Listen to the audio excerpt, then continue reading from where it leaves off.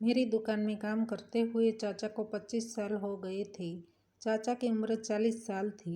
चाचा जब मेरी दुकान पर काम करने के लिए आए थे तब उनकी उम्र बहुत छोटी थी। हेलो दोस्तों, मेरा नाम मयंक है और मैं इलाहाबाद में एक ग्रोसरी स्टोर चलाता हूँ। चाचा की शादी 10 साल पहले हुई थी, लेकिन अभी तक उसकी कोई संतान नहीं हुई है। उसने काफ़ी इलाज करवाया, लेकिन उससे कोई फर्क नहीं पड़ा। अब बच्चे को लेकर घर में कलेश बढ़ रहा था। मैं आपको चाची की बात बताऊं तो वह इस उम्र में भी बहुत ही खूबसूरत लग रही है। उसने अपनी बॉडी को अच्छे से मेंटेन किया हुआ है। उसका नाम मनीषा है और मैं उसको मनीषा चाची कहकर बुलाता हूँ। घर में कलेश बढ़ने की वजह से मनीषा चाची अपसेट रहने लगी थी और धीरे धीरे वह डिप्रेशन में चली गई। थोड़े दिन पहले उसके घर पर एक पूजा का आयोजन था। तभी मनीषा चाची ने मुझे यह सब बातें बताई थी। चाची ने मुझे प्रसाद दिया और मैंने उसका आभार व्यक्त किया और मैंने उसको हिम्मत देते हुए कहा, देखो चाची, कोई टेंशन वाली बात हो और आप मुझे बताना चाहते हो या आपको मेरी मदद की ज़रूरत हो तो आप मुझे बिना संकोच मेरे नंबर पर कॉल कर सकते हो। ऐसा कहकर मैंने उसको मेरा मोबाइल नंबर दे दिया। अब चाची रोज़ मेरे साथ बात करने लगी थी। वह मुझे धीरे धीरे पसंद करने लगी थी। मैं भी उसके साथ ऐसी बातें करता था कि उसको बहुत मज़ा आता था। मैंने भी उसके प्यार को मेरी ओर बढ़ने दिया। अब वह मेरे साथ खुद की पर्सनल बातें भी शेयर करने लगी थी। ऐसे ही वह धीरे धीरे डिप्रेशन से बाहर आ गए थे।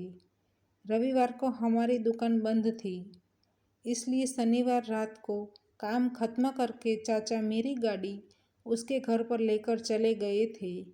उसका घर मेरे घर से 1 किलोमीटर दूर है। सुबह चाबी लेने के लिए मैं चाचा के घर गया। जब मैं उसके घर गया तब मुझे पता चला कि चाचा किसी काम की वजह से बाहर गए हुए हैं। चाची घर पर अकेली थी। मैंने डोरबेल बजाया तो चाची बाहर आई और वह मुझे देखकर कहने लगी कि आज आपको मेरी याद कैसे आ गई। मैंने कहा, चाची, मुझको गाड़ी की चाबी चाहिए। उसने मुझे बैठने को कहा।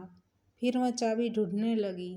थोड़ी देर बाद वह बाहर आकर बोले कि मुझे चाबी नहीं मिल रही है।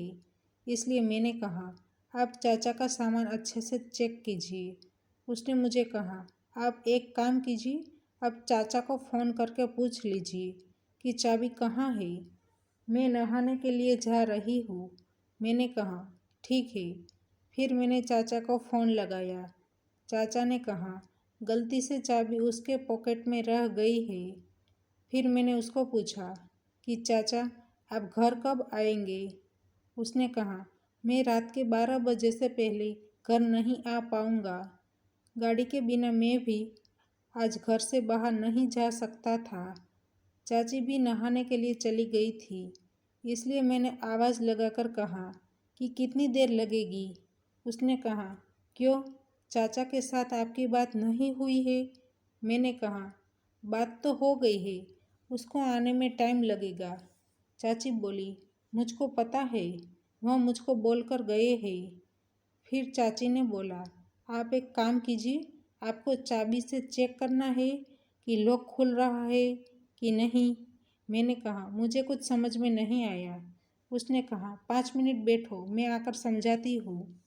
मैं समझ गया था कि वह कुछ अलग ही बात कर रही है। वह नहाकर बाहर आई और कहने लगी कि मेरे साथ चलो। वह मुझे अपने कमरे में लेकर गई। मैं उसको इस हालत में देखकर एकदम से चौंक गया। मेरे मन के अंदर अलग ही ख्याल आ रहे थे।